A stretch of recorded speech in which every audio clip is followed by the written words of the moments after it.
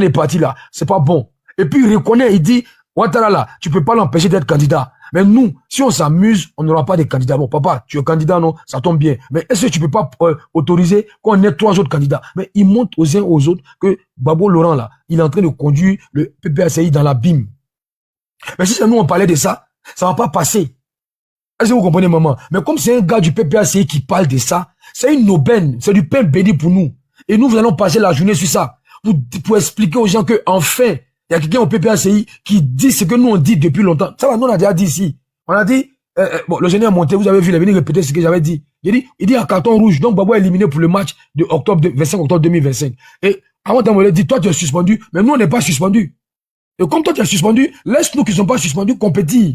Parce que le parti t'appartient pas, le parti appartient à tout le monde. Et quand il parle, il dit camarade président. Tu comprends? Donc maman, c'est pas pour te manquer de respect, mais si le sujet t'intéresse pas, tu ne montes pas, tu restes en bas et puis tu t'apportes. Le jour qu'on va mettre un sujet qui parle du programme du président, là tu montes, là on va te laisser parler tranquillement. Mais si aujourd'hui là ça t'intéresse pas là, bon nous les enfants, c'est pas peine, nous on n'a rien, ma voix est partie. Si ça t'intéresse pas, bon, tu veux rester en bas et puis tu nous laisses. Si moi je suis venu te donner des idées, hein. Sinon moi je suis venu te dire. Non, maman, j'adore vos idées. Et même, vous avez de très bonnes, non, je viens, maman, je viens. Vous avez de très bonnes idées. Vous avez d'excellentes idées. C'est-à-dire que c'est super. Ce que vous avez dit là, voilà, tout est vrai dedans. Tout est vrai. Et là même, je vais vous inviter. Un jour, il y aura des débats ici où on va parler des bilans du président. Bilan au niveau de la sécurité, bilan au niveau de la santé. Et là, maman, là, vous allez venir et les amendes, là, on va les jeter. Et vous allez expliquer, vous allez parler de ce que le président a fait. Mais malheureusement, aujourd'hui, actualité oblige, le bilan, là, c'est au frais. Ça va sortir, on va parler de ça. Mais comme c'est dimanche, le porte-parole du gouvernement, même à la maison, il se repose. Comme c'est dimanche. Non, dimanche, là, on n'écoute pas conseil. J'ai compris, Non, je viens. J'ai compris. Au revoir. Continue. Moi, j'en écoute pas conseil. Au revoir. Moi, je rien fâché. Ok, bisous. Je suis pas fâché. Toi, tu me connais pour ça. Je suis pas fâché. Je suis très fair play. Bisous. Je suis très fair play. J'ai compris ce que tu dis. Donnez le cadeau à la maman, là. Non, j'ai pas besoin de cadeaux. Faut laisser ça. Ok, maman. Tu me dis que dimanche, on n'écoute pas conseil. Dimanche, je repose, maman. Dimanche, là. J'ai compris. Dimanche, c'est week-end, on n'écoute pas conseil. Le gouvernement même est en repos, allez là. Mais c'est ce que tu es en train de me dire, j'ai compris. D'accord, maman. D'accord, merci, maman. Ok, voilà. On va mettre tabou pour accompagner la maman dans son départ. Voilà, oh là là, la maman est partie. On va applaudir. Voilà, et voilà. Et un tambour pour la maman. Voilà, un tambour. Voilà, notre maman. Bisous la maman. On t'adore. Bisous. Voilà. Donc les gars, vite fait. Bon, vous avez vu, hein, j'ai pas été discuté avec la maman, j'ai été très très poli. Mais les gars, c'est une actualité, c'est une bombe. C'est une bombe. Tu as raison. Et puis, voilà, c'est une bombe. On ne s'est pas levé et puis on est venu s'intéresser au PPAC. Il ne nous intéresse pas. Mais on est là et puis il y a un courrier qui sort. Et le courrier, c'est depuis le 25 juin. Le courrier là, c'est depuis le 25 juin. Nous sommes quand aujourd'hui? Nous sommes pratiquement à mi-juillet. Donc pourquoi depuis le 25 juin, c'est maintenant que le courrier est ébruité? On veut comprendre. Mais nous là, c'est quoi? On est content de ce qui se passe là-bas. Nous, chez nous, on dit, il y a la discipline. Nous, chez nous, on dit, mais ouais, là, c'est la discipline.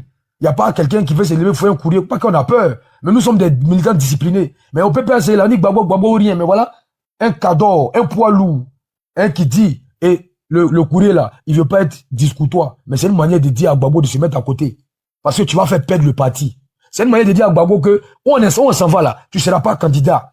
Donc il faut te mettre à côté. Sinon, si lui il est sûr à 1000% que Gbagbo est candidat, mais le courrier n'existera pas. S'il est sûr à 200%, à 1000, à 10 000% que Gbagbo sera candidat, le courrier ne va pas exister. Mais le courrier existe parce que lui-même là, il sait que Gbagbo ne sera pas candidat. Et je tiens à dire aux uns aux autres avant de chuter.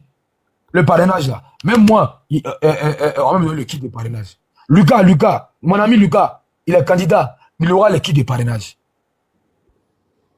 La CEI là, la CEI ne tranche pas. La CEI prend, réceptionne les candidatures. 15 000, 20 000 candidatures, la CEI prend. Même moi, si je me lève demain, il va à la CEI, il peut débrouiller ma candidature. Et puis maintenant, la CEI va acheminer les 20 000, les 50 000 candidatures là. La CEI va acheminer ça au conseil constitutionnel. Et puis ils vont s'asseoir, les conseillers là, ils vont s'asseoir. Parce qu'il y a la présidente et elle est entourée de conseillers. Et ils vont s'asseoir. Et ils vont passer au peigne fin les dossiers. Monsieur Lucas, est-ce qu'il a l'âge requis? Ok. Monsieur Lucas, est-ce qu'il a le parrainage requis? Ok. Est-ce qu'il a donné la caution? Ok. Ok. Candidature validée. Est-ce qu'il est sur la liste? Il est. Babo Laurent, est-ce qu'il est sur la liste? Non, il n'est pas sur la liste. Ok. On ne regarde même plus le reste. Et quand on va invalider, on va dire il n'est pas sur la liste électorale. Voilà. Et le parrainage, en 2020, Mabri Touakeus là, sa candidature a été invalidée parce qu'il y a un problème de parrainage. Il pense que à Montano aussi pareil. Donc ceux qui se réjouissent pour dire la CEI a donné les kits, même Lucas aura les kits, tout le monde aura les kits. Quand ils vont finir de prendre les parrainages là, c'est le conseil constitutionnel qui va annoncer là. Et je vous donne rendez-vous quand, je pense en septembre, mi-septembre ou fin septembre, là, le conseil constitutionnel va parler. Et Awadon Melo dit, on est en juillet, on est en août le mois prochain, on est déjà en septembre. Si on ne fait pas attention, on n'aura pas de candidat. Allez lire le courrier, il est authentique, ce n'est pas un fake. Et vous allez voir les gars endoctrinés, ils vont commencer à tirer sur le monsieur. Et puis il dit, regardez, ils vont commencer à tirer. Et j'ai dit ici, Awadon Melo là, il est pragmatique. Awadon Melo là, il a regardé et puis voit que l'horizon là, c'est pas bon pour le PPACI. Et ils sont encore dans la belligérance. Awadon Melo, ils sont la sonnette d'alarme pour leur dire stop, proposons quelqu'un dès maintenant. Et puis si, par miracle, Gbagbo a sa candidature validée et lui-même sait que ça ne sera pas validé, nous on s'écarte. Mais comme il sait que ça ne sera pas validé, c'est pour ça qu'il dit allons-y, il y a 3 candidatures. Là, si Gbagbo n'est pas validé, celui qui sera retenu entre nous, parmi nous, on fait une convention et puis il a adoubé par la convention et nous tous là, on fait bloc derrière lui. Gbagbo y compris, vient battre campagne. Mais c'est tellement simple. Hey, frère, ton micro est fermé. Ouvert, pardon. Je vais chuter parce que le panel est rempli. Ce qu'il dit là, c'est censé. Tu dis que tu veux que le PPACI arrive au pouvoir. Vous dites matin, midi, soir que nous sommes des moutons. On accepte.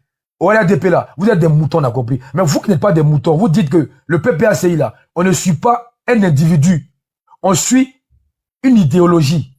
Donc l'idéologie se trouve en tout le monde. Tous les cadres ont l'idéologie en eux. Donc, si c'est l'idéologie, donc c'est plus affaire de personne. Donc, l'idéologie là, et puis il dit dans le courrier, tu as fabriqué plusieurs Gbagbo. Donc, s'il y a 100 Gbagbo, les 100 Gbagbo là, ils ont l'idéologie là en eux. Donc, on prend un parmi les 100 là, qui sont éligibles, qui remplissent les conditions, qui remplissent toutes les conditions, pardon, et puis on le propose. Mais vous allez voir, ils vont faire une sortie sur lui. Ils vont le traiter de tout. En réalité, Gbagbo est un dictateur. Gbagbo là, c'est un gros dictateur. Sinon, regardez Sonko. Les gars aiment dire non. Au Sénégal, il y a eu RLE. Au Sénégal, ils ont fait RLE. Ça tombe bien. Allons-y au Sénégal. On va voir un peu ce qui s'est passé là-bas. Parce que quand on parle un peu, au Sénégal, ils ont fait RLE. Au Sénégal, là, chaque année, ils font RLE. Allons-y au Sénégal. Au Sénégal, là. Et puis, c'est la copie conforme. Hein. Le fils Wad, Karim Wad, il a été retoqué.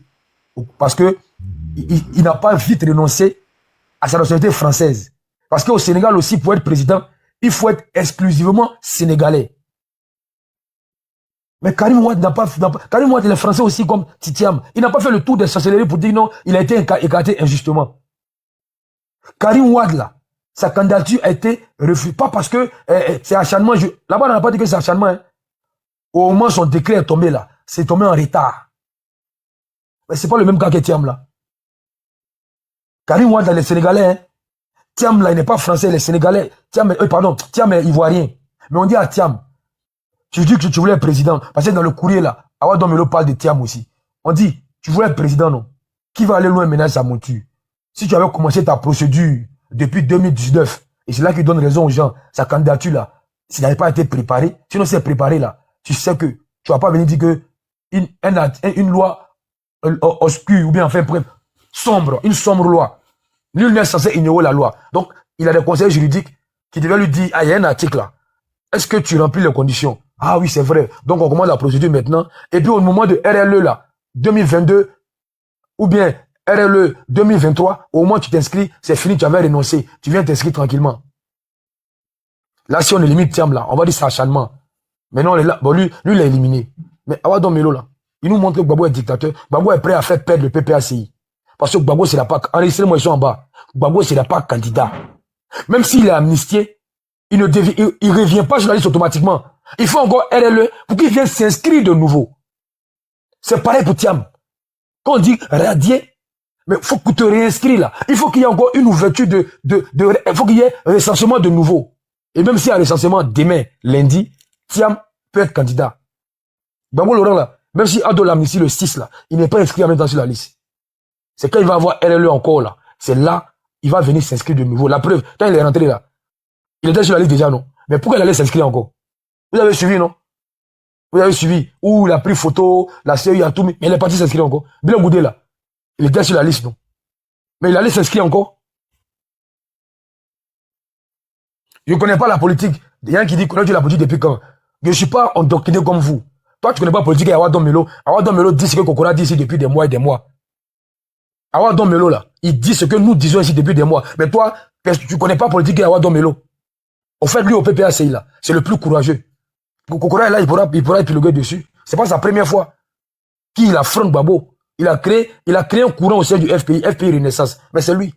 Les autres vieux testiculaires qui sont là-bas là. Il dit plan A, plan Z, c'est Gbagbo. Je vais chuter. Les gars là, ça fait mal. Parce que, même au fond d'eux là, quand on leur demande c'est quel plan B là, ici tout le nom de Awadon Melo. Tu poses la question à 50 gars, ils vont pas te dire Katina. Ils vont pas te dire Damana Picasse. Ils vont pas te citer autre nom. Il va dire Awadon Melo. Et Don Melo n'est pas bête, il cause aussi à la base. Il cause les militants. Et comme dans le courrier, il ne va pas dire il faut me choisir, il dit 3 noms. Mais quand on va prendre les 3 là, il est forcément dedans. Monsieur, au lieu de te masturber dans les commentaires, il faut monter. Vous parlez ce qui vous arrange. On est en train de décortiquer les propos. Et Kokora, si tu le permets, laissez-moi relire. Il y a 1100 personnes. La répétition étant pédagogique, laissez-moi relire le courrier d'Awadon Melo. Un courrier authentique. Voilà, je vais relire le courrier et je vais passer la parole. Voilà. Je vais t'envoyer une vidéo même qui confirme. Attends. Non, si, non, je ne doute pas. Non, Miel, la parole, hein, s'il te plaît. Je viens. Oui, Miel, je ne doute pas de la vie. Ok, merci. Le courrier est authentique. Je vais juste lire.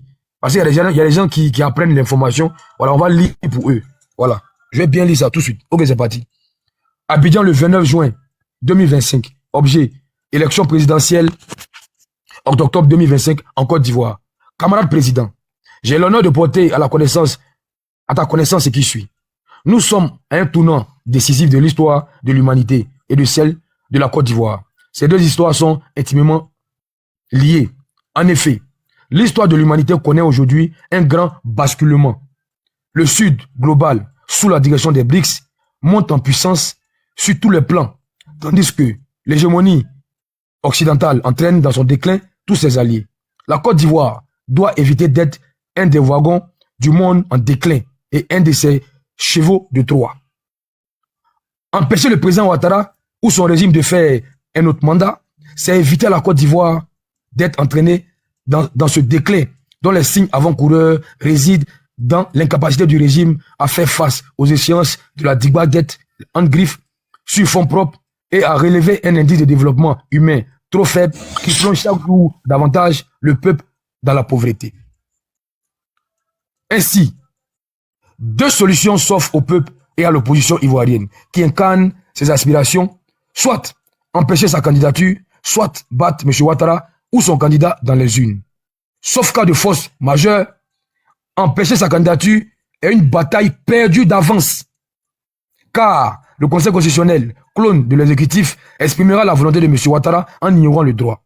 Depuis sa candidature exceptionnelle de 2010 jusqu'à sa candidature pour cause de décès à son successeur, en passant par sa candidature par dérivation, M. Ouattara n'a fait que piétiner le droit et les institutions de la République.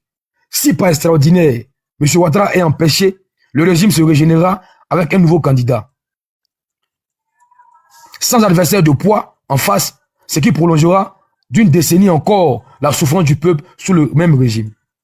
Lâché par le peuple et par ses voisins qui ont servi de relais et de masse à l'hégémonie occidentale pour le porter au pouvoir, celui-ci ne tient que par les béquilles d'une minorité de partisans qui se nourrit de l'État comme d'un butin de guerre pour mieux nourrir l'Occident qui renforce sa présence militaire avant de compenser et de contenir ses anciens relais devenus des ennemis.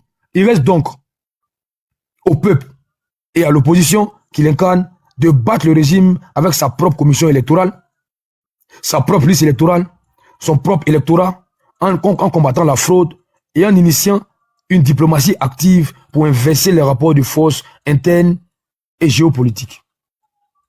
Nous ne sommes plus les seuls comme en 2011 et le régime est isolé. Seule notre désunion, l'absence d'une vision et d'une stratégie réaliste font la force de ce régime. Malheureusement, écoutez la partie là, malheureusement, les deux poids lourds de l'opposition qui viennent de faire alliance ont un carton rouge. Toi et Tidiane Thiam, je reprends la partie là. Malheureusement, les deux poids lourds de l'opposition qui viennent de faire alliance ont un carton rouge. Toi et Tidiane Thiam.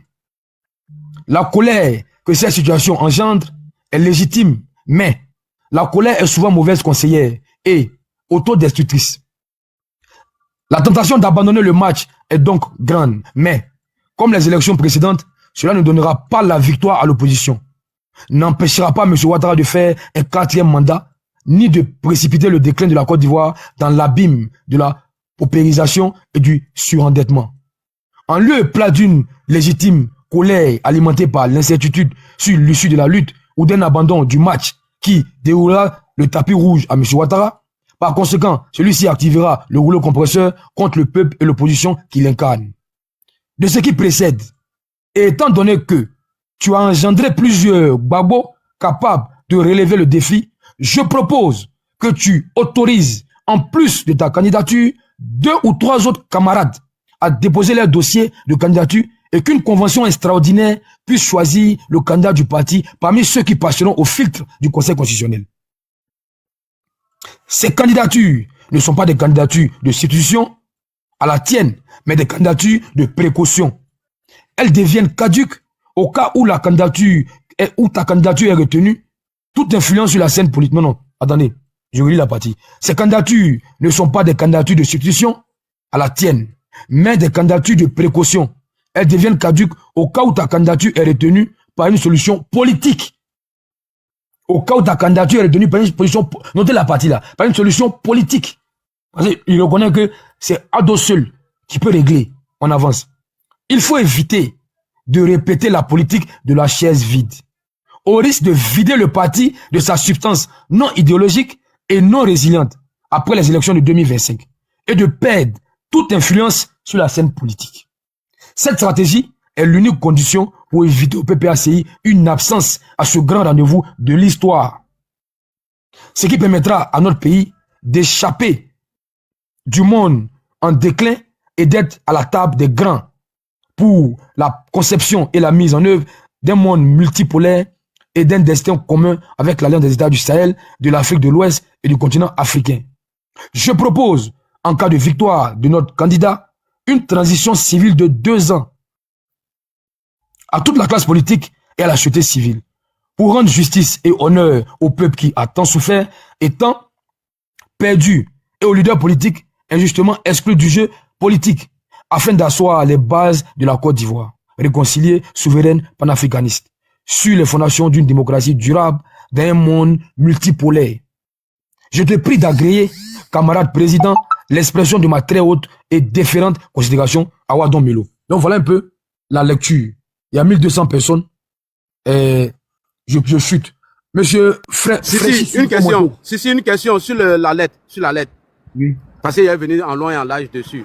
Il y a un paragraphe où tu as cité tout à l'heure, le régime est isolé. Nous ne sommes pas ou nous ne sommes plus seuls. Est-ce que tu as compris cette partie-là? Merci. Ok. Il y a un gars qui est en bas là. Oui. Bakongo est parti à l'Élysée, on a compris. Pour donner l'information, il n'est pas en France. Il y a une assemblée des parlementaires là-bas. Bon, en fait, ça, c'est pas important. Parce que vous êtes fort dans l'intoxication. Voilà. L'ONU dit de mettre nom de Gbagbo. Le représentant de l'ONU est arrivé. Bon, jusqu'à présent, il n'y a pas son nom. Donc, enfin, bref. Aujourd'hui, là, le débat n'est pas fait pour vous. Le débat est fait pour les pro-Don Melo. Le débat n'est pas fait pour les Gore. Le débat est fait pour les, parce que les pro-Don Melo, ils sont pleins, mais n'ont pas le courage de s'assumer. Et lui, il s'assume. C'est un homme, il a des couilles. Et dans le courrier, là, j'ai relu, et je vais relire encore au cours de la journée, mais il a tout dit. Il a tout dit. Il dit, il va avoir un match de football, et tu es suspendu Tu vois, toi et Thiam. Et il dit, Thiam, ce qu'il propose là, c'est pour le PPACI, pas pour le PDCI. Mais il veut dire, vous avez un carton rouge et vous êtes suspendu du match. Mais nous, on n'est pas sur le coup de suspension. Donc, laisse-nous rentrer dans le match pour jouer le match. Voilà. Et laisser les gars se courir là, c'est un coup de poignard. C'est-à-dire que ça vient de réunir leur espoir. Ils vont faire le parrainage avec le nom de Gbagbo. Mais on fait le parrainage avec quelqu'un qui est sur la liste électorale. Ils vont finir de faire le parrainage. En septembre, là, il n'y aura pas de sa candidature et le PPAC n'aura pas de candidat. Et ils vont vouloir prendre la rue. Ok, je ferme mon micro. Merci.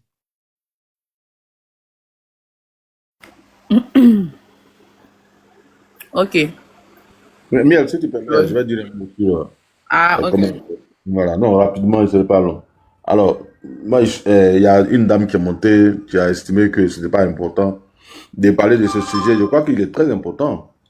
Voilà, tout ce qui, d'abord, tout ce qui est débat politique, il faut pouvoir se prononcer là-dessus, qu'on soit du PPAC ou du RADP. À partir du moment où ça fait l'actualité, mais il faut l'analyser, il faut le décrypter, c'est important. Voilà, ça permet à chacun donc de pouvoir s'exercer, de pouvoir se livrer à un exercice d'analyse de tout ce qui se passe. Mais l'intérêt politique, c'est que tout ce qui peut affaiblir l'adversaire, mais il faut l'exploiter. Souvent, nos militants ont ce problème-là. C'est-à-dire, on passe à côté des vrais sujets qui peuvent nous servir aussi à affaiblir l'adversaire et à le mettre en doute. Le courrier que Awad Domole a écrit, si c'est vrai, si c'est authentifié, mais c'est grave pour le PPACI, et ça montre que Gbagbo n'est pas sur la bonne voie. C'est un courrier en des termes très clairs, diplomatiques, même s'il a enrobé de certains éléments, mais il est en train de dire aux militants du PPACI que d'abord, Gbagbo ne peut pas être le seul. Donc, dans le parti, c'est vrai, c'est le président du parti, mais si il a des difficultés, mais c'est un appareil politique, donc il doit pouvoir aller à une élection, parce qu'il y a d'autres cadres capables donc de prendre la relève. Pour dire que Gbagbo n'est pas l'oméga et que ce n'est pas lui seul qui fait le parti. Il a des difficultés, mais il faut positionner quelqu'un d'autre. Et il montre là que la décision de Gbagbo ou des caciques autour de lui qui veulent faire croire aux autres que tout se limite à Gbagbo, c'est le PPACI, c'est à la gloire de Laurent Gbagbo et tout, il entend, il leur dit que vous avez tort. Mais si après son courrier, après l'interpellation, les gens restent dans leur équation unique qui est Laurent Gbagbo, mais il n'est pas exclu que lui, Awad Domole, il parte en indépendant. Donc ça, c'est un avertissement et ça, c'est important. Imaginez-vous, c'est-à-dire prenez la chose dans le sens contraire. Si c'est un des nôtres qui avait écrit un tel courrier au président de la République en disant, président du parti, en disant non, comme les autres disent que tu ne peux pas être candidat, tu dois aller à un 4e mandat, ça va créer des problèmes. En 2020, ça a créé des problèmes. Donc, je propose qu'on mette à côté, comme le gars du PDCI l'a dit, un autre candidat ou 2 candidats. Pensez-vous que l'opposition n'allait pas saisir ça? Mais ça allait être un pain béni. Et je vous donne 2 exemples, pour que vous puissiez comprendre que ça fait l'affaire de l'adversaire quand de telles situations arrivent. Quand dans notre congrès, Méambli qui est sorti pour dire qu'il veut être candidat, mais l'opposition l'a saisi, même sur des plateaux de télé, c'était le débat. 1, pour montrer que nous ne sommes pas des démocrates. 2, pour montrer que nous sommes en train de brûler un autre cadre et qu'on ne veut pas lui donner la parole. Ils ont tout inventé. Mais c'est de bonne guerre. L'opposition peut le faire. Si ça vous met en difficulté, pour vous discréditer, mais c'est une bonne chose. Donc l'opposition a suffisamment communiqué là-dessus. Alors que le gars même n'a pas fait de déclaration tapageuse, on n'a pas vu d'initiative même personnelle, mais quelques sorties là, mais ça suffisait pour eux de mener le débat. Tout récemment. Le boss, si tu finis de parler, on va jouer la déclaration de Kokora, de Bitogo à Paris là. Désolé si. C'est ça même que j'en arrive. Voilà, je vais faire jouer ça. Oui, si, pardon, après j'ai fait une analyse rapidement. S'il te plaît. Merci, vas-y, SN. Bitogo fait une sortie sur France 24 où il dit notre candidat c'est Alassane Ouattara. Et on lui pose une question, mais si Alassane Ouattara n'est pas candidat, est-ce que vous pouvez donc partir là? Il dit, il se nomme des missions. Toujours qu'on m'a mis en mission, le président m'a demandé de faire quelque chose, je l'ai fait. Je suis le maire de Yopougon. Si le président décide que je sois le candidat et qu'il me met en mission, je me mets au garde à vous et j'accepte la mission. Mais juste après son intervention, mais cette partie-là a été démultipliée sur les plateformes pour dire que Bitogo veut être candidat. Et à la suite de ça, l'opposition même a fabriqué des flyers en disant je donne mon parrainage à Bitogo. Ils ont fabriqué tout ça pour envahir la toile. C'est quoi? La stratégie, c'est de montrer que le RADP ne va pas en serrer. Et que nous sommes divisés. Et que voilà quelqu'un qui se positionne comme l'alternative et qui veut remplacer Alassane Ouattara. Ils ont même dit que, comme il est en France, Macron l'a adoubé et c'est le candidat de Macron. Mais tout ça, ça participe de la communication. Ça participe donc d'une stratégie pour créer la confusion dans le camp de l'adversaire. Donc, il ne faut pas s'empêcher de parler de tels débats. Ça, c'est important. Voilà. Donc, il faut noter ça. Maintenant, il y a une chose que je voulais relever. Vous savez, moi, j'ai toujours dit, en 2002, là, quand IB voulait faire sa rébellion, là, est-ce qu'il a fait publicité de ça? Mais imaginez-vous si IB venait chaque jour, ou bien monter sur les antennes pour dire, je vais chasser le pouvoir de Gbagbo, je vais faire rébellion, je vais faire coup d'État. Parce que Laurent Gbagbo allait s'asseoir là comme ça pour regarder, mais naturellement, ils allaient prendre des précautions. Donc, chaque fois que quelqu'un fait la publicité de coup d'État, il a déjà échoué. Ça, c'est un principe qui est acquis. Dans aucun pays où il y a eu coup d'État, il y a eu la promotion du coup d'État avant son exécution. Au Gabon, personne ne savait qu'il allait avoir un coup d'État. La situation était apparemment calme. En Guinée, tout était calme. Mais comme on le dit à Abidjan, les gars sont sortis dans le dos. Donc nous avons une opposition vraiment qui veut seulement effrayer. Parce qu'elle sait que le régime qui est en face a suffisamment pris de précautions pour éviter toute déstabilisation dans le pays. Elle est consciente de son extrême faiblesse. Donc qu'est-ce qu'il faut faire? Il faut créer la peur dans le pays. Et l'objectif derrière, c'est de chasser tous ceux qui veulent venir investir. Deuxième chose, c'est de dire à la communauté internationale, si vous ne venez pas nous aider, il y aura une guerre dans le pays. Et prenant le contexte de 2010, de 2011 où il y a eu la guerre, effectivement, ça peut effrayer pour dire, ah, on a déjà vécu ça. Donc, vraiment, allons-y écouter l'opposition. Voilà toute la stratégie dans laquelle elle est. Sinon, en réalité, il n'y a rien. On est à 3 mois des élections. Une opposition qui pèse. D'ailleurs, premier indicateur que vous devez regarder, puisque quand la liste devait sortir là, tout le monde était l'opposition là. Les militants de l'opposition attendaient que le nom de Thiam y soit. Parce que chaque fois qu'il y avait des débat, non, la juge a dit, mais ils ne sont pas encore radiés. Gbagbo sera sur la liste électorale. Donc, quand le jour de la liste électorale, ici, c'est là, le jour de la liste électorale a été affiché, il y avait bug sur le site de la SOI. Parce que tout le monde voulait regarder. Donc, tout le monde avait son attention vers l'affichage de la liste électorale. Donc, tout le pays était attaché à ça. Maintenant, quand vous regardez qu'il n'y a pas le nom de vos gars, des gens qui sont sérieux, c'est qu'il y a déjà des mouvements spontanés dans le pays. Ça, il n'y a rien à faire. Il y a des mouvements spontanés, c'est-à-dire des militants descendent pour dire on n'est pas d'accord. On n'est pas d'accord. Voyez-vous? Et donc, c'est à partir de là, on mesure l'importance d'un parti politique. Et je vous prends un exemple en 2000. Quand Gbagbo et Gueye sont allés aux élections, et puis il y a eu une bataille entre les deux. Quand Gbagbo a réussi à vaincre Gueye grâce à une partie de l'armée et aux Ivoiriens, les gens disent que c'est le RDR qui avait dit non, descendez dans la rue, parler au pouvoir. C'est faux. Ce sont les militants eux-mêmes, de façon spontanée, qui sont descendus dans les rues pour dire qu'il faut la reprise des élections.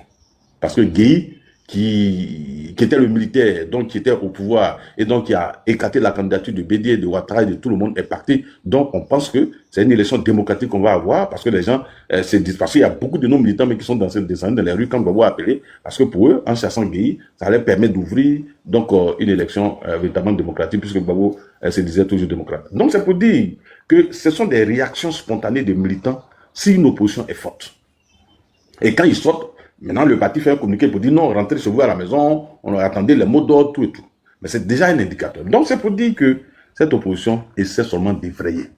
Voilà, elle multiplie les appels, elle multiplie les menaces. Une opposition qui est forte, elle ne menace pas. Elle donne des mots d'ordre. Elle donne des mots d'ordre clairs. Donc, qui sont suivis par les militants. On a 3 mois des élections. Il n'y a pas de mouvement. Et même quand ils appellent à marcher, on a fait le test avec le PDCI. Quand M. Thiam a été radié de la liste électorale, ils ont annoncé au plateau qu'ils vont faire comment on appelle, des marches éclatées dans tout le pays. Le jeudi qui a suivi, ils disent vont marcher. Mais quand ils sont sortis là, ils étaient 150. Daouda est là. Bon, Daouda est descendu. Ils étaient 150 au plateau. À l'intérieur du pays, il n'y a rien. Donc, ils ont déjà multiplié les tests qu'on appelle, qui vont dans le sens de l'épreuve de force. Mais ils ont tapé pour tout. Hier, on les a vus à Paris. Ils n'ont pas pu mobiliser plus de 1500 personnes.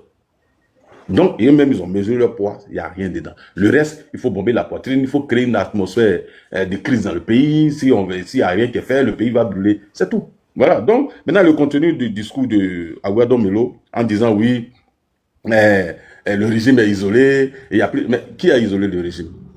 Vous savez, le PPACI a une stratégie qui est claire. C'est-à-dire vendre le faux pour obtenir le vrai. En 2010, là, 2011, là, ils ont dit pire que ça. Oui, la Russie avec nous. Et les gens disaient même la Russie a pris la tête de l'ONU. Ils ont ce discours-là. Ils veulent faire croire que, par exemple, la Russie, la Côte d'Ivoire a des problèmes avec la Russie. Jamais. La Côte d'Ivoire n'a jamais eu de problème avec la Russie. Jamais. Et comme le président l'a dit, nous sommes amis de tout le monde, ennemis de personne. Je peux vous dire qu'à ce jour, les sociétés russes qui sont en Côte d'Ivoire et qui cherchent même encore à rentrer en Côte d'Ivoire. À rentrer en Côte d'Ivoire, nous avons l'une des plus grandes ambassades de la Russie. Donc, ils se vendent, ils se nourrissent d'illusions. Ce sont des menteurs qui font croire qu'ils ont des... Aujourd'hui, en dehors des pays de l'AES, qui soutient ces gens-là? Personne.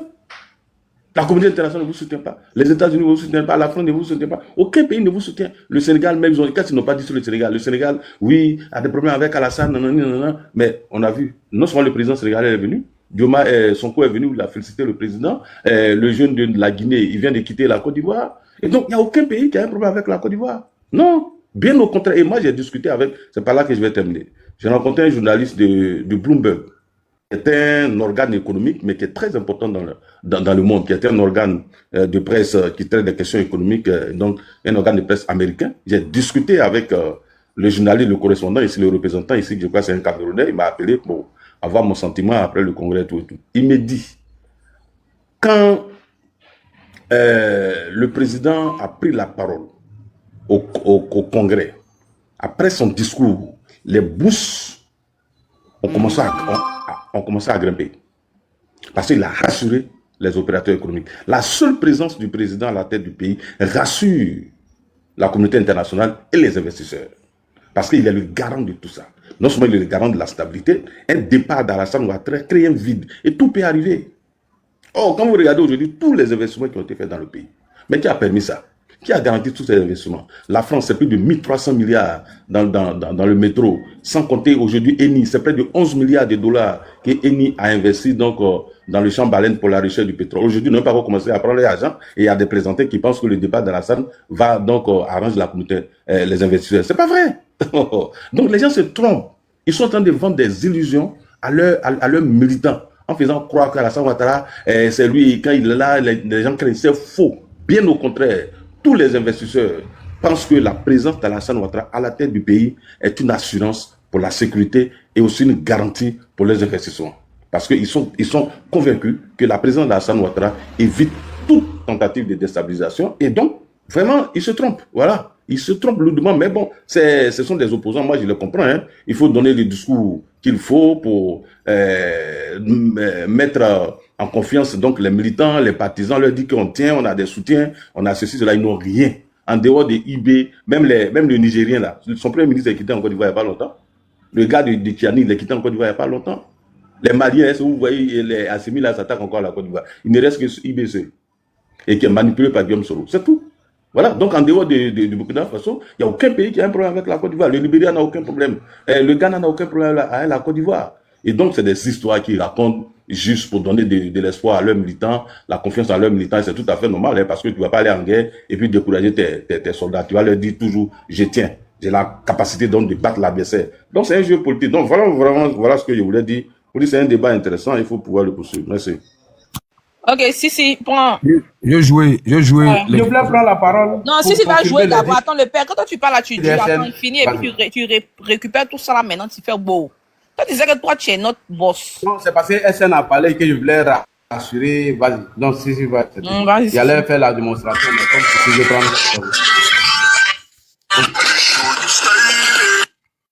Ok, là, ça ne sera pas long. Voilà, je joue vite. Voilà, parce qu'ils sont dans la manipulation. On va tous écouter les propos de Victor. Voilà. Là, il est publié sur ma page, c'est pratiquement 200 000 vues actuellement. Donc, écoutez. On va parler de l'élection présidentielle du 25 octobre. Le président Alassane Ouattara a été désigné candidat à cette présidentielle par votre parti lors du congrès le 21 juin. Mais il n'a pas encore confirmé si oui ou non il allait être candidat. Il a déclaré « Je vous ai entendu, je prendrai dans les prochains jours une décision après mûre réflexion ». On est plus qu'à quelques jours, on est à 2 semaines, que se passe-t-il? Est-ce que vous pensez que le président ne va pas y aller? Merci. Je voudrais d'abord saluer la grande mobilisation des militants qui s'est exprimée non sellement pendant les pré-congrès et pendant le congrès le 21 juin et le RHDP démonstration de ce que le RHDP est le premier parti de Côte d'Ivoire. Ce congrès avait 2 points essentiels. Le premier point, c'était donc de désigner le candidat, le président Alassane Ouattara comme président du parti, parce que c'était le renouvellement des instances, ce qu'il a accepté, donc il a été élu président du parti à l'unanimité. Le deuxième point, c'était donc de présenter le candidat président du RHDP comme candidat aux élections présidentielles d'octobre 2025. Kokora, vite fait, une information importante. La CEI vient de publier un truc, je lis, CEI Fake News, on dit publié à l'instant. C'est concernant le registre de collecte où il y a le nom de Gbagbo avec son numéro d'électeur. Je lis rapidement. Ceci est une fausse information, une fake news. Ceci est une fausse information, une fake news. Je répète, il s'agit d'un fichier vierge à télécharger sur notre site officiel www.ci, puis à remplir par les personnes concernées pour les besoins de l'opération de collecte des parrainages. Ce fichier est également remis sur clé USB lors du retrait des kits. Il n'est jamais remis pré-rempli à une quelconque personnalité désirée d'être candidat. Par ailleurs, le numéro mentionné n'est pas celui d'un électeur. Ce numéro n'apparaît pas sur la liste électorale définitive comme chacun peut le vérifier en consultant le site de la CEI. Je le lis rapidement. C'est, voilà. C'est, Belle, tu m'as envoyé ça. C'est le document qui circule là où les gars veulent faire croire que le nom de Gbagbo est sur la liste avec son numéro d'électeur. Et la CEI dit ceci. Ceci est une fausse information, une fake news. Ceci est une fausse information, une fake news. Il s'agit d'un fichier vierge à télécharger sur notre site officiel www.ci.ci, puis à remplir par les personnes concernées pour les besoins de l'opération de collecte des parrainages. Ce fichier est également remis sur clé USB lors du retrait des kits. Il n'est jamais remis pré-rempli à une quelconque personnalité désirée d'être candidat. Ça veut dire que quand on remet là, c'est vide, il n'y a pas écriture dessus. Par ailleurs, le numéro mentionné n'est pas celui d'un électeur. Ce numéro n'apparaît pas sur la liste électorale définitive, comme chacun peut le vérifier en consultant le site de la CEI. Gogora, est-ce que tu peux te prononcer ça rapidement? Parce que c'est très important. Tu en avais parlé quand tu as pris de parole. Le père Kokora, est-ce que tu es là? Monsieur Kokora, vous êtes là? Je suis là, je suis là. D'accord. J'ai pas entendu, tu as posé une question, mais j'ai pas. Ah, ok, Kokora n'était pas là. Je vais relire. Il n'était pas là. Voilà. Depuis un moment, il y a un papier de la CEI qui circule où le gars nous montre le nom de Gbagbo et son numéro d'électeur. Donc tout à l'heure, la CEI vient de faire une publication via son site CEI Fake News et ça dit ceci. Ceci est une fausse information, une fake news. Ceci est une fausse information, une fake news. Il s'agit d'un fichier vierge à télécharger sur notre site officiel www.ci.ci, puis à remplir par les personnes concernées pour les besoins de l'opération de collecte des parrainages. Ce fichier est également remis sur clé USB lors du retrait des kits. Il n'est jamais remis pré-rempli à une quelconque personnalité désirée d'être candidat. Par ailleurs, le numéro mentionné n'est pas celui d'un électeur. Ce numéro n'apparaît pas sur la liste électorale définitive, comme chacun peut le vérifier en consultant le site. Donc, le PPACI a menti. Blaise Las a menti. Gogora, est-ce que tu peux te prononcer? Ouais, non, je t'ai dit non, c'est des menteurs. C'est-à-dire, en fait, moi, je comprends leur stratégie. Tout ça, c'est pour dire à leurs militants, parce qu'aujourd'hui, les gars sont pris dans un doute, quoi, dans une confusion. Il y a certains qui ne veulent même pas se mouiller. Et l'information que nous avons, je sais qu'ils ont même des problèmes pour recueillir le parrainage. Hein.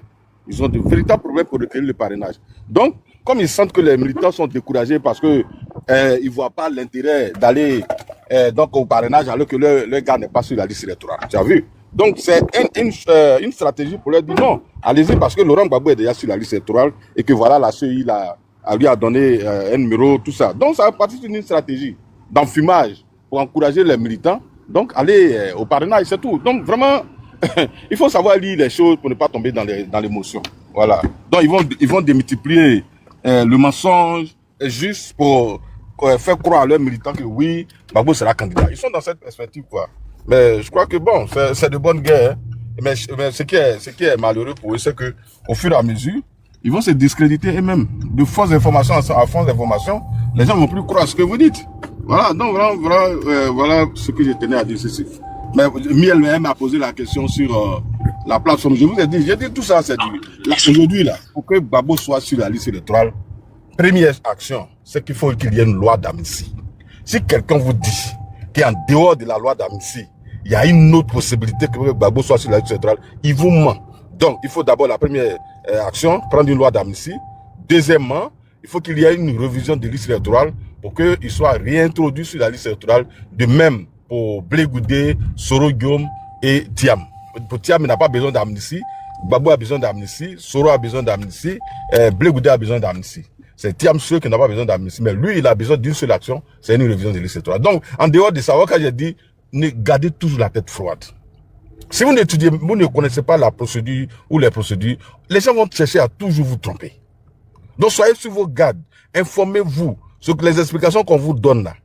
En tout cas, on n'a pas la science infusée. Mais en ce qui concerne le processus électoral là, il n'y a pas quelque chose qu'on ne peut pas vous dire. Là. Tu vois? Donc, quand vous avez des informations comme ça, et que nous autres, on vous donne, alors, et que nous autres, on vous donne les informations, il faut écouter. Parce qu'on connaît la procédure. Il n'y a pas une procédure dans le processus électoral. Moi, là, j'ai été candidat. J'ai été directeur local de campagne. Et donc, vraiment, voilà. C'est un peu ça, quoi. Merci. Ok, on va jouer l'audio de Big Togo. Mais les gars, ne vous fatiguez pas. Regarde, ils sont en bas. La CI vient de faire communiquer. Mais ils disent non, Gbagbo est sur la liste. Bon, des gars comme ça, là, est-ce que tu peux les convaincre? on l'a dit, ce que Blaise là vous a montré là, c'est un mensonge. Les papiers qu'on donne là, c'est vierge. On écrit avec le bic. Mais ils ont fait un montage, ils ont écrit, et puis ils disent non, voilà le numéro de lecteur. Allez-y, regardez. Et puis tapez sur la liste, ça c'est pas le numéro de Gbagbo Laurent. Voilà. Ça ne nous fait pas mal qu'il soit, mais il n'est pas sur la liste. Mais c'est vous qui avez mal. Vous êtes en bas de notre live. Allez-y, les gosses sont en live actuellement. Si, ils font exprès, Ok, on va jouer Bitogo. Et puis, le grand frère, là, il va parler. Il y a Ismo le démocrate qui est là depuis un bon moment. On écoute Adama Bitogo. Présidentielle du 25 octobre, le président Alassane Ouattara a été désigné candidat à cette présidentielle par votre parti lors du congrès le 21 juin, mais il n'a pas encore confirmé si oui ou non il allait être candidat. Il a déclaré « Je vous ai entendu, je prendrai dans les prochains jours une décision après mûre réflexion ». On est plus qu'à quelques jours, on est à 2 semaines, que se passe-t-il? Est-ce que vous pensez que le président ne va pas y aller? Merci, je voudrais d'abord saluer la grande mobilisation des militants qui s'est exprimée non seulement pendant les pré-congrès et pendant le congrès le 21 juin, et le RHDP a fait la démonstration de ce que le RHDP est le premier parti de Côte d'Ivoire. Ce congrès avait 2 points essentiels. Le premier point, c'était donc de désigner le candidat, le président Alassane Ouattara comme président du parti, parce que c'était le renouvellement des instances, ce qu'il a accepté, donc il a été élu président du parti à l'unanimité. Le deuxième point, c'était donc de présenter le candidat président du RHDP comme candidat aux élections présidentielles d'octobre 2025. En effet, effectivement, sur ce point, le président de la République, son Excellence Alassane Ouattara, a demandé que nous lui accordions quelques jours. On est à plus que quelques jours. Et il faut noter aussi que dans son discours, il a dit « Je suis le président de tous les Ivoiriens ». Je veux donc vous faire noter que la date limite des dépôts des candidatures, c'est le 26 août. Donc je crois que quelques jours, on peut même aller jusqu'au 20 août pour qu'il s'exprime. Donc je pense pas que le temps soit un problème aujourd'hui en ce qui concerne donc l'annonce de sa candidature. Vous êtes sûr, vous, qu'il va être candidat? Mais il n'y a pas de doute. L'ensemble, non, il n'y a pas de doute, l'ensemble des militants, aussi bien pendant le pré-congrès et le congrès, comme il se le voit, a réclamé sa candidature. Et cette candidature, elle repose sur des faits. De 2010 à 2025, le président Alassane Ouattara a transformé de façon structurelle l'économie de la Côte d'Ivoire. Le président a transformé la Côte d'Ivoire. Donc les fondamentaux au plan économique sont tels qu'aujourd'hui, nous, RHDP, avons pensé que nous devons nous installer dans la continuité, la stabilité, pour une paix durable et un développement. Vous savez, sans développement, il n'y a pas de paix, mais sans paix, il n'y a pas de développement. Pourquoi ce point d'interrogation? Est-ce que vous vous posez la question, est-ce qu'il ne va pas y aller? Est-ce qu'il y a en effet la possibilité qu'il n'y aille pas? Et que se passe-t-il dans ce cas-là? Parce que lors de scrutin précédent, il avait préparé sa succession. Là, il n'y a personne. Mais il n'y a pas de doute. En ce qui me concerne, si vous voulez, mon avis personnel, il va y aller. D'accord. Je peux vous assurer que M. Alassane Ouattara sera donc candidat, bel et bien candidat, en octobre 2025. On va parler de l'élection présidentielle. Voilà, je pense qu'il a été très clair. Voilà, donc je ferme mon micro. Je pense que c'est Ladi qui parle, un peu après Ismo le démocrate. Miel, après le grand frère Ladi, laisse le grand frère Ismo le démocrate parler. Ok. Ok. Ouais, je t'ai envoyé une Merci vidéo, beaucoup. t'as vu. Non, j'ai pas fait attention parce que j'ai préparé des trucs ici, donc je vais aller rapidement. Bon. Alors, Miel, faut me mettre en grand, s'il te plaît. SN est là. Ok. SN, on dit l'élève là dit l'élève de SN. Alors, SN, j'aimerais te rassurer tous les 1200 personnes qui sont connectées, rassurer nos militants lorsque nous dénonçons le mouvement Trop c'est trop, qui est un mouvement insurrectionnel, et ceux qui pilotent le mouvement derrière. Et je vais vous faire 2 analyses claires pour vous dire que ce que SN a dit est vrai. Soyez rassurés. Lorsque on est au courant de la stratégie que prépare ton adversaire, on prend toutes les précautions. Alors, je ne vais pas trahir des secrets. Je viens confirmer les propos du SN et vous rassurer que le président Hassan Ouattara tient là-bas et on va faire une analyse très profonde sur la question du mouvement Trop c'est trop. J'avais posé une question à Sissi, bon, peut-être qu'il n'a pas, il s'est plus rappelé de la question. Je lui ai demandé dans le paragraphe de monsieur Dombello quand il dit à Gbagbo que le pouvoir est isolé et que nous ne sommes plus seuls. Est-ce que Sissi avait compris? Bon, le frère peut-être qu'il n'a pas bien compris ma question, mais je vais lui répondre à travers des images afin que nul n'en ignore. Donc, SN, SN. Alors, Sissi, me voilà en grand. Qui est là? C'est Dombello, non? Nous ne sommes pas seuls. Le pouvoir est isolé, donc faites-nous confiance. Sissi, c'est la réponse à la question à travers ces images-là. Tu vois, non? Ok. Celui qui veut comprendre, va comprendre. Bref, on va continuer. Et je vais mettre des pauses. En attendant, comme je suis dehors, je vais revenir sur la question du mouvement Trop c'est trop. Qui sont les instigateurs? Qui pilotent en bas? Et comment la stratégie doit être préparée? Et comment nous, on doit faire face à cette stratégie afin qu'on fait échouer leur mouvement. Peut-être que si M. Ibeka avait lu un peu le livre de Genshat, alors la stratégie qui a fait partie Ibeka allait échouer. Bref, nous revenons sur la personne en question qui pilote le mouvement Trop c'est trop. Le mouvement Trop c'est trop est piloté par Guillaume Soro et ils se sont basés sur un livre de Genshat dont M. Guillaume Soro est en train de tirer tous les ficelles. Et je vais vous faire l'analyse encore sur celle de la sortie de Ziki.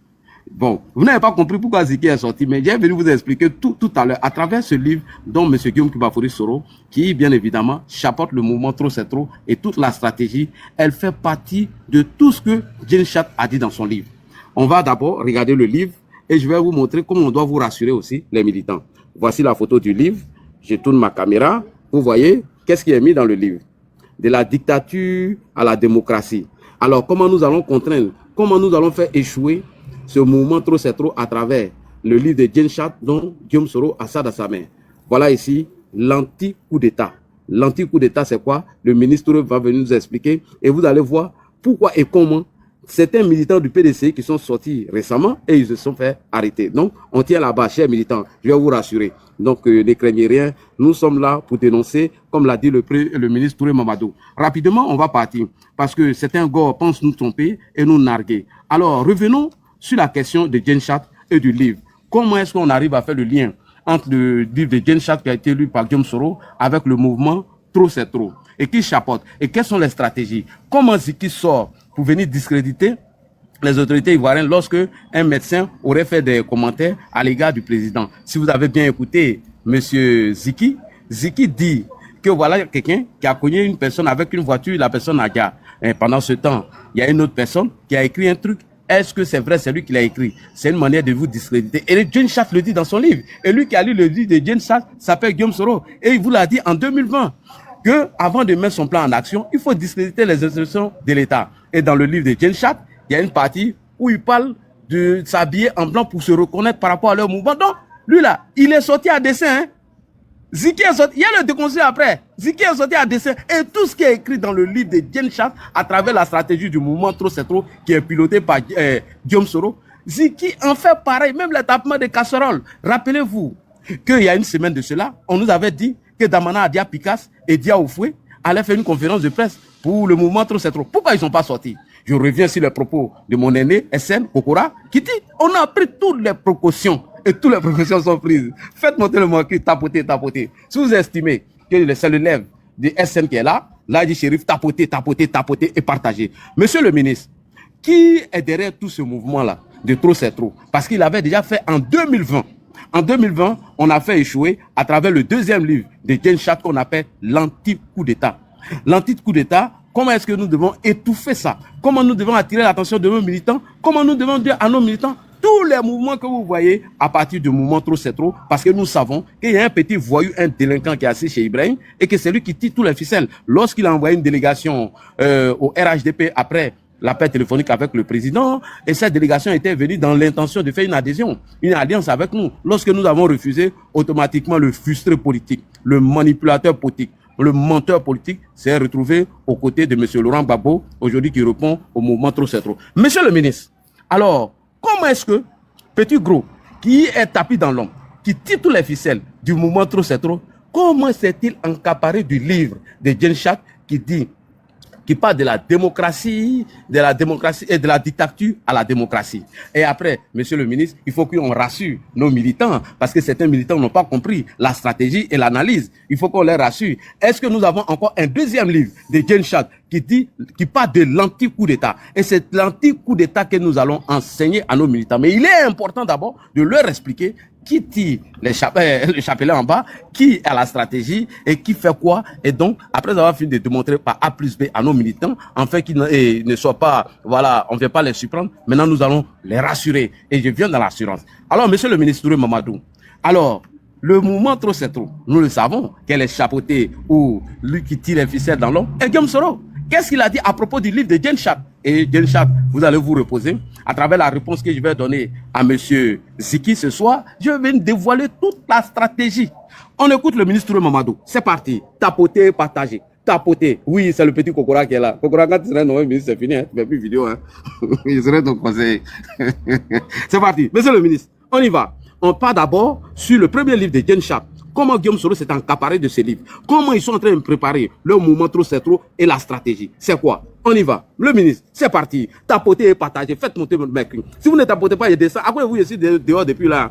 À quoi de vous? Je ne suis pas allé au village. À quoi de vous? Vous voyez qu'il fait au village, là, les enfants m'empêchent de faire là. Je les ai déjà dit. Donc tapotez. Tapotez, tapotez, tapotez, tapotez, tapotez. Kokora, si tu as tes noms, c'est fini, tu ne fais plus vidéo. C'est nous, on prend ta place maintenant.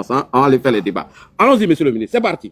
Je suis en grand, parce que si je mets la vidéo, peut-être que ça va signaler le live, je ne sais pas, bon, on va tenter quand même. On y va, monsieur le ministre. Grande sœur, toi et moi, on allait au Forum mondial des droits de l'homme à Nantes. Est-ce que tu te rappelles? Bon. En marge de ce forum, et vraiment c'est ma conclusion, en marge de ce forum, il y avait des groupes de jeunes, qui sont des jeunes activistes, qui ont fait des révolutions en Géorgie, en Ukraine, etc., etc., et le Forum des droits de l'homme est un forum où les gens viennent partager les expériences. Et là, j'ai eu contact avec certains de ces jeunes qui expliquaient un peu la lutte pacifique. Comment arriver au bout des pouvoirs dictatoriaux, mais de façon pacifique, non violente. Et ils m'ont remis de la documentation. Écoutez très bien ce que je dis. Et il y a un grand livre qui a servi de base à tous ceux qui ont fait les révolutions non violentes en Géorgie, en Ukraine, même dans les pays maghrébins. L'auteur s'appelle Jane Sharp. Si Guillaume Soro m'écoute, ça fait clic dans sa tête. L'auteur s'appelle Jane Sharp. Et le livre, c'est de la dictature à la démocratie. Ouais. Le livre, c'est de la dictature à la démocratie. On y va, monsieur le ministre. Jane Sharp est un pacifiste qui estime, lui, qu'on peut, par des méthodes pacifiques, sans violence, sans recours aux armes, mais de façon méthodique, préparer une désobéissance civile, une révolution, pour venir à bout de tout pouvoir dictatorial. Je dis bien de façon pacifique, sans armes, sans violence. Ce livre-là, je l'ai acheté. J'ai pris plusieurs exemplaires. Et j'ai remis un exemplaire à l'un de mes aînés qui est ministre. Il est actuellement dans le gouvernement. Je ne citerai pas son nom. Quand on était au Golf Hotel, un matin on attend désobéissance civile. Moi, ça fait tic dans ma tête. Je suis allé voir ce grand frère, il me dit non. Guillaume Soro, en fait, le livre là que de Jane Sharp m'a donné, j'ai donné ça à Guillaume Soro. Donc on était en réunion, il venait de découvrir le livre de Jane Sharp. Donc il réunit tout le monde sur le chapiteau au Golf Hotel pour dire bon, on va faire désobéissance civile. Il y a un auteur là aux États-Unis, Jane Sharp. Il enseigne comment on peut descendre donc les dictateurs. Donc on va faire désobéissance civile. D'ailleurs, j'ai demandé à des gens d'appeler Jane Sharp aux États-Unis. D'ailleurs, j'ai demandé à des gens d'appeler Genshat aux États-Unis. Comment il rentre maintenant en contact avec Genshat afin de mettre en application ce qui est écrit dans le livre. Et quand vous regardez ce que Genshat a écrit dans le livre, où il parle des tapements des casseroles, où M.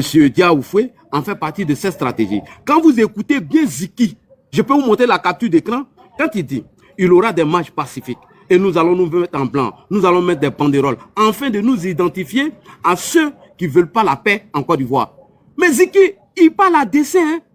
Vous jouez petit là. Et deuxièmement, quand Ziki vient, il dit dans sa bouche, comment est-ce que quelqu'un qui a déjà une personne enroulée une voiture, il est en prison, et quelqu'un qui a fait un commentaire, on n'est même pas sûr que c'est lui-même, s'il est en état d'ivresse. Genshat le dit, comment discréditer les institutions, la République, afin qu'elles se fondent. Et Guillaume Soro qui a lu le livre, il a dit aussi dans son écoute audio, il dit ceci, à travers la communication que nous allons mettre en place, afin de discréditer les institutions de la République, moi je me donne 1 an pour le faire. Et tout ce que Dia Oufoué fait, et la sortie de M. Ziki, que j'ai déconstruit bientôt, en fait partie de la stratégie. Et le ministre Mamadou Touré est clair. Comme nous avons le livre, l'anti-coup d'État, on va l'utiliser. Monsieur le ministre, merci beaucoup d'avoir attiré notre attention. Parce que quand vous regardez, le mouvement trop c'est trop, vous regardez, elle est copie conforme de la stratégie de Genshat, donc lui qui tire les ficelles dans l'homme, et tous ceux qui font comme pas à travers les manifestations, vous regardez, c'est pareil. Et il y a une partie dans le livre où Genshat dit, pour attirer l'attention des gens dans nos mouvements, il faut mettre les vieux devant et les enfants, afin qu'ils manifestent dans les rues, pour attirer l'attention des gens, pour que les gens viennent s'adhérer à notre cause. Et quand vous regardez les manifestations qu'on organise, monsieur Dia Oufoué, il a une manifestation à aller regarder. Des personnes âgées, des jeunes, des enfants qui manifestent leur colère. J'ai dit, dès qu'on m'a dit que le PDC est rentré dans le mouvement trop c'est trop, j'ai dit ça y est. Et merci beaucoup à monsieur Dia Oufoué qui parle de la stratégie. Si tu es garçon, Dia Oufoué, tu écoutes ce panel, tu devais faire une conférence de presse avec Damana et Dia Picasse. Pourquoi vous avez annulé ça? C'est bon, on continue avec le ministre Touré Mamadou. On y va, c'est parti. Vas-y, monsieur le ministre.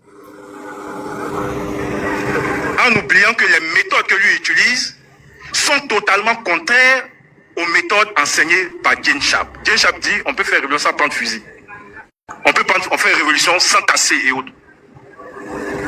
Et puis sa révolution de désobéissance civile, c'est pas allé quelque part. Parce que pendant qu'on lançait le modèle de désobéissance civile, on peut se dire la vraie là. Ça a échoué puisque les gens partent au travail. Les gars disent, mais eux ils sont au golfe et puis dans la désobéissance civile. Les gars partent au travail. N'eût été l'ONU, l'armée de l'ONU et l'armée française, peut-être qu'on était encore dans cette crise-là pendant longtemps. C'est pas le modèle de désobéissance civile là qui a fait partie de Gbagbo, parce que les gens partent au travail. Alors, lui, je reste persuadé à 100%, comme il y a le conseiller militaire de l'opposition actuellement, parce que Guillaume Soro c'est le conseiller militaire de l'opposition actuellement, je reste persuadé à 100% qu'il a ressuscité ce livre-là pour aller dire au président Bédié, bon, on peut faire désobéissance civile. Et on met le président Bédié devant en se disant que comme, bon, lui, avec son âge, lui, on ne peut pas l'arrêter. Donc lui, il peut dire qu'il y a désobéissance civile, mais vraiment, on ne peut rien lui faire. Mais je veux dire à Guillaume Soro que Genshat, qui a écrit de la dictature à la démocratie, Genshat a écrit un livre que nous allons utiliser contre lui. Le livre s'appelle L'anti-coup d'État, où Genshat enseigne aussi comment par des méthodes pacifiques on peut déjouer toute velléité d'insurrection et de coup d'État. Donc Genshat, qui a écrit de la dictature à la démocratie et qui appelle des désobéissances civiles, que lui il utilise mal avec les autres, le même Genshat, vous parlez sur Google, a écrit l'anti-coup d'État. Il explique comment des groupes activistes qui peuvent être des dangers pour la démocratie, qui peuvent être des dangers pour des régimes démocratiques, mus par des velléités de renversement. Peut-être que Gbagbo avait lu Genshat, lui, il aurait eu des problèmes. Donc comment les gens peuvent arriver par des méthodes pacifiques, et nous là, vraiment j'ai sorti aussi le livre de l'anti-coup d'État, j'ai commandé plusieurs exemplaires en France, on va partager ça dans toutes les régions, les gens vont lire l'anti-coup d'État, ça permettra de comprendre les méthodes de Guillaume Soro et consorts, et ça permettra donc de mettre totalement fin à leur velléité. Ça permettra de mettre fin à leur velléité. Alors, voici le livre qui est l'anti-coup d'État. Attendez, je vais vous montrer l'anti-coup d'État. Vous voyez, l'anti-coup d'État. Et c'est ce que nous allons utiliser pour rassurer les Ivoiriens comment mettre fin à leur mouvement trop c'est trop. Et je vais vous montrer des captures d'écran de Ziki, ici, Alors, il en a même fait une vidéo. Quand Ziki parle de faire une manifestation et qu'ils seront en blanc, ce n'est pas fait à dessein. Tout ça fait partie du livre de Gen Chat. Je vous le dis. Je connais. Il dit le mouvement trop, c'est pas à dessein. Écoutez Ziki.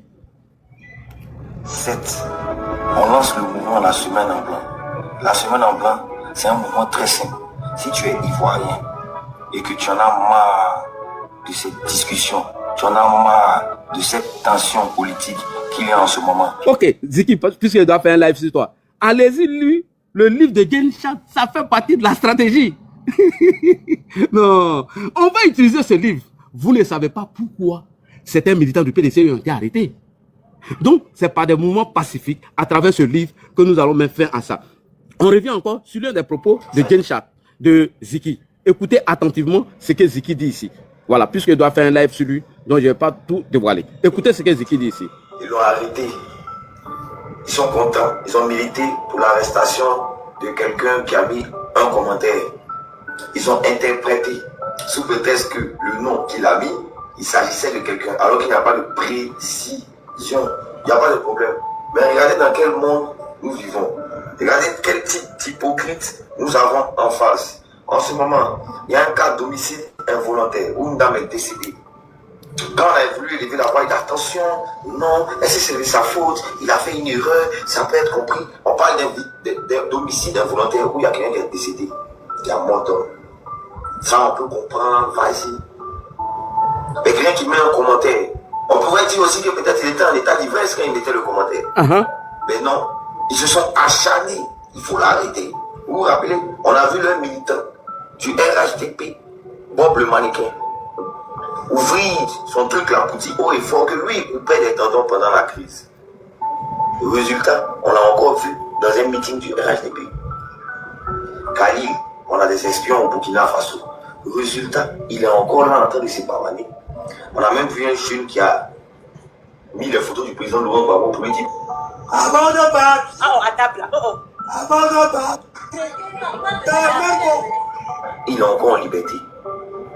Mais moi, la question que moi, j'aimerais savoir, est-ce que la police, elle a un bord politique? Parce qu'on a l'impression que quand les opposants font des phrases ou des dérives, la police réagit encore plus vite. On entend l'arrestation de Khalil pour avoir tenu des propos comme quoi la Côte d'Ivoire avec des espions au Burkina Faso. On attend l'arrestation de Bob le mannequin. On attend l'arrestation de toutes ces personnes qui ont fait des frasques.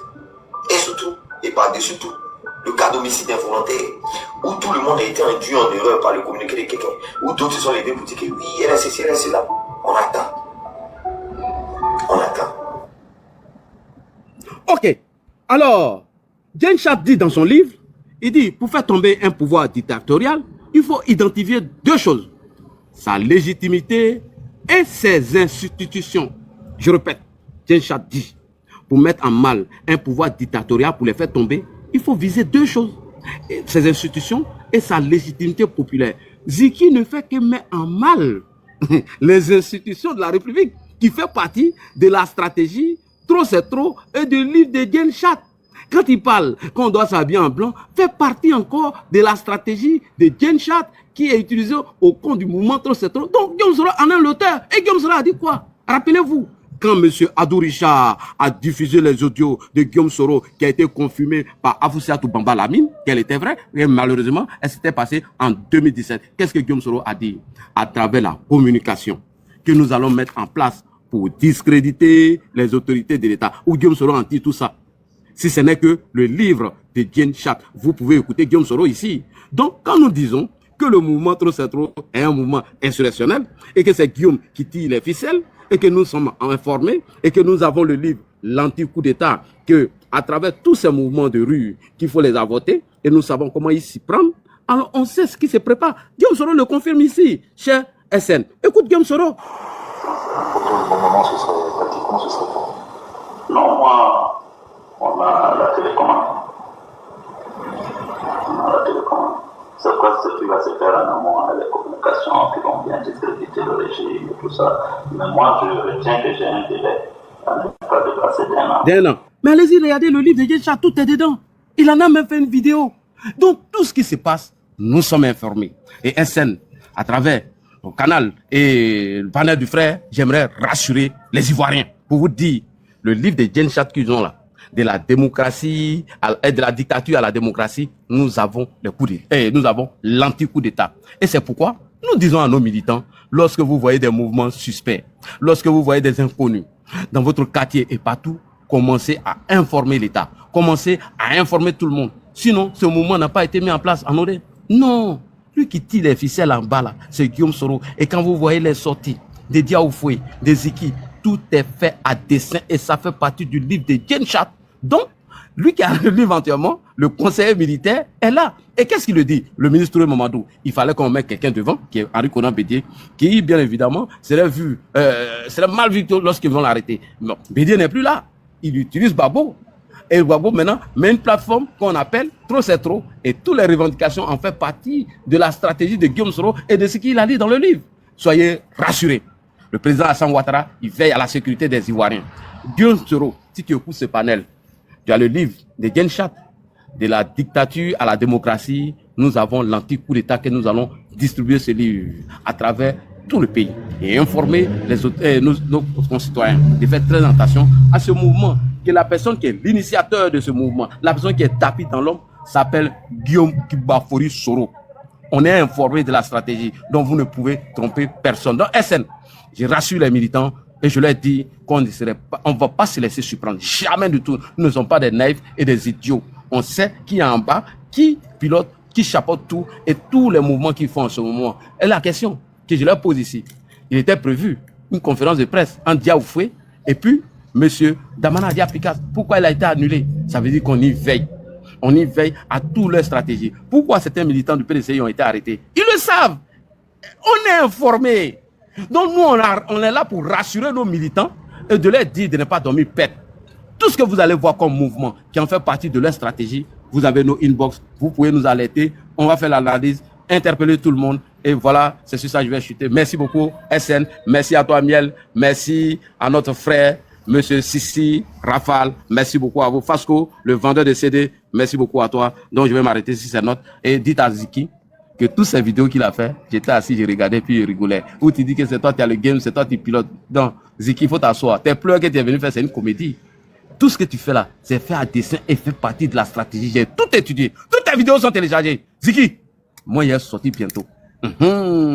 Faut même pas te presser. Ziki, Ladji Chérif va sortir. Et je vais déconstruire ta communication et ta stratégie qui en fait partie de la stratégie de Genshat et du mouvement Trop c'est trop que vous êtes en train de mettre en place. Oui, toi, tu penses qu'on est con, on est idiot, Ziki. On voit tout.